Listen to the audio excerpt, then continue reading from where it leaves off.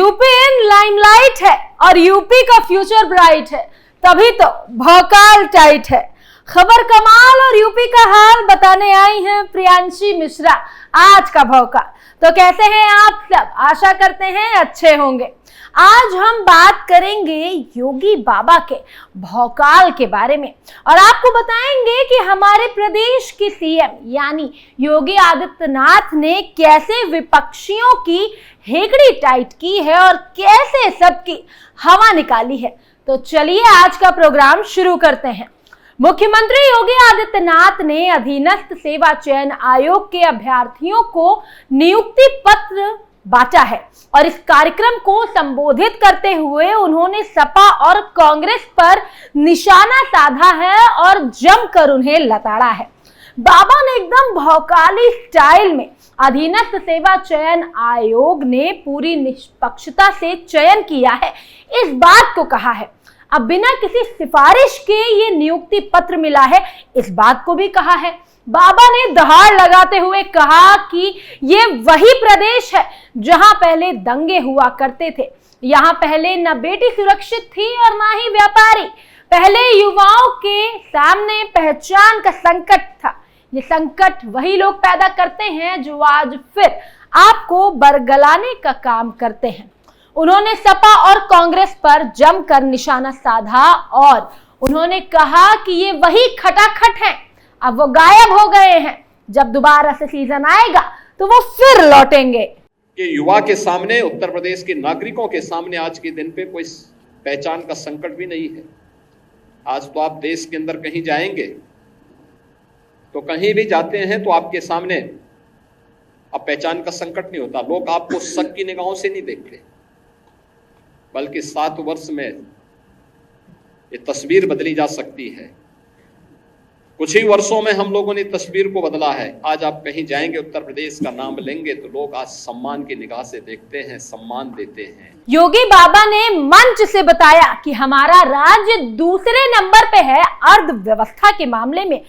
पिछले सरकार में ये 6 या 7 नंबर पे था, हालांकि अब ये दूसरे नंबर पे है। योगी बाबा ने विपक्षियों पर निशाना साधा है और बोला है कि जब जनता ने उन्हें मौका दिया, उन पर भरोसा किया, तब उन्होंने विकास का काम नहीं किया और अब सिर्फ लोगों को गुमराह कर रहे हैं, लोगों को बहला फुसला रहे हैं, क्योंकि अब उनके हाथ में कुछ है नहीं। देखिए किस तरह योगी बाबा ने विपक्षियों की खटिया खड़ी कर दी है। अक्सर हम एक बात सुनते हैं और जिन लोगों के पास कोई कार्य नहीं है वे लोग गुमराह भी बहुत ज्यादा करते हैं, क्योंकि उनके पास अफवाह फैलाने के पास अलावा कोई दूसरा चारा नहीं। अपने आप तो कुछ कर नहीं सकते थे। अपने आप जब अवसर मिला, जनता ने अवसर दिया, तब तो कुछ किया नहीं। लेकिन जब प्रदेश के युवाओं को नौकरी दी जा रही है, उस समय जो लोग स्वयं तो कर नहीं सकते थे, लेकिन आज उन्हें इस बात का मलाल रहता है कि हम कुछ नहीं कर पा रहे थे, ये सरकार कैसे कर दे रही है। इसके लिए अपने उस गिरोह को आगे करके किसी न किसी प्रकार से अफवाह पैदा करना,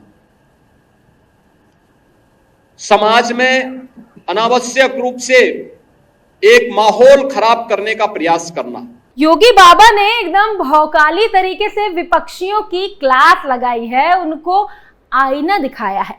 इसी के साथ योगी आदित्यनाथ ने प्रदेश में चल रहे मिशन रोजगार के बारे में भी बताया और बताया कि पिछले सरकार में जो भी भर्तियां हुई थी उसमें से कई केस सीबीआई जांच के अंदर है। इसका भैया लंबा चिट्ठा सा उन्होंने आंकड़ा भी बताया।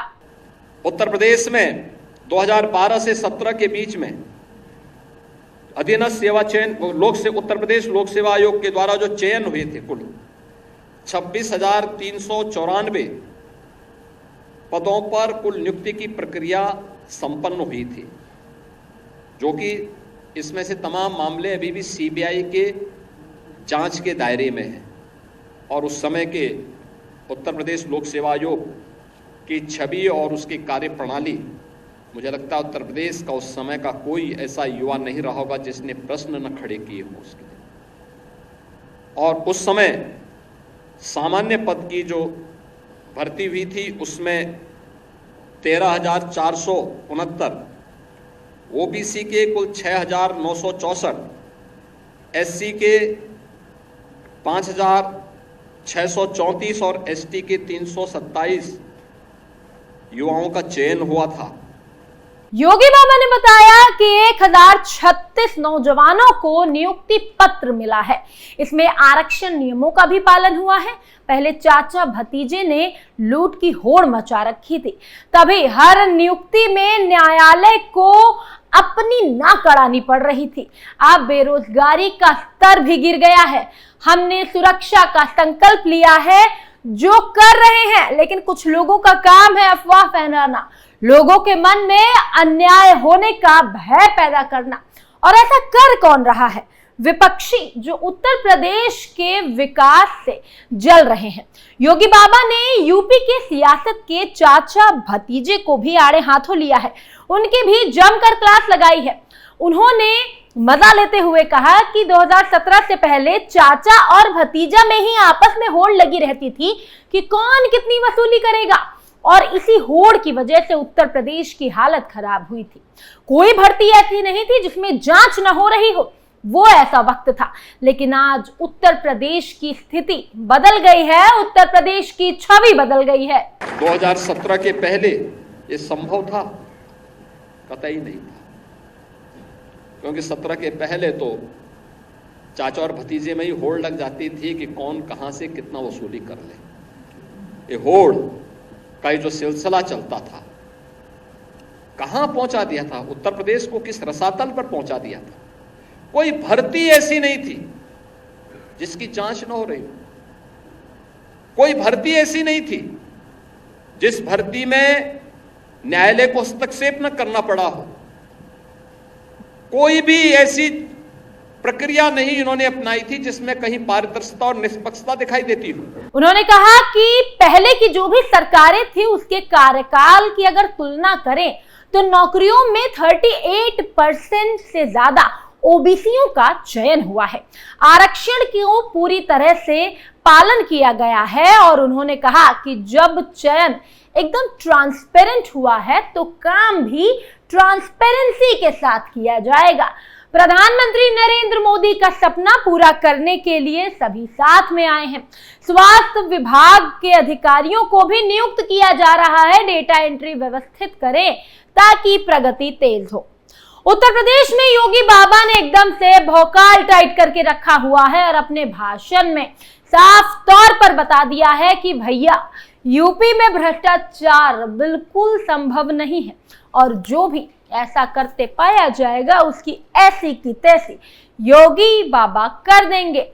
योगी आदित्यनाथ ने ये साफ कर दिया है कि ये जो भी नियुक्ति हुई है इसमें किसी की भी सिफारिश या लेन देन का कोई भी हाथ नहीं है, जैसा कि पहले की सरकारों में होता आया है।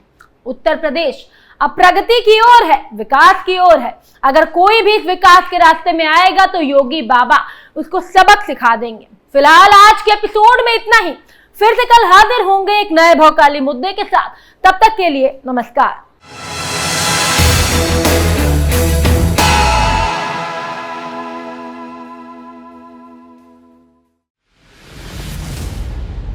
मैं राजनीति करता नहीं, पर राजनीति को बहुत गहरे तक समझता हूं। मैं लोगों के बीच रहता हूं, लोगों के मन को अच्छे से जानता हूं।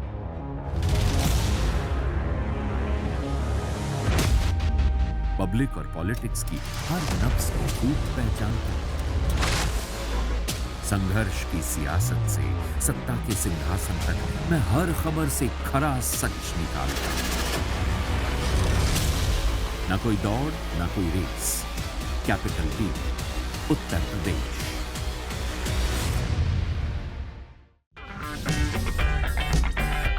अगर आपको हमारा वीडियो पसंद आया हो तो इसे लाइक करें, हमारे चैनल को सब्सक्राइब करें और हाँ, बेल आइकन दबाना ना भूलें ताकि आप तक हमारे वीडियो की नोटिफिकेशन पहुंचती रहे। आप अपना सुझाव हमें कमेंट बॉक्स में दे सकते हैं। हमारे साथ जुड़ने के लिए शुक्रिया। अगर आपको हमारा वीडियो पसंद आया हो तो इसे लाइक करें, हमारे चैनल को सब्सक्राइब करें और हाँ, बेल आइकन दबाना ना भूलें ताकि आप तक हमारे वीडियो की नोटिफिकेशन पहुंचती रहे। आप अपना सुझाव हमें कमेंट बॉक्स में दे सकते हैं। हमारे साथ जुड़ने के लिए शुक्रिया।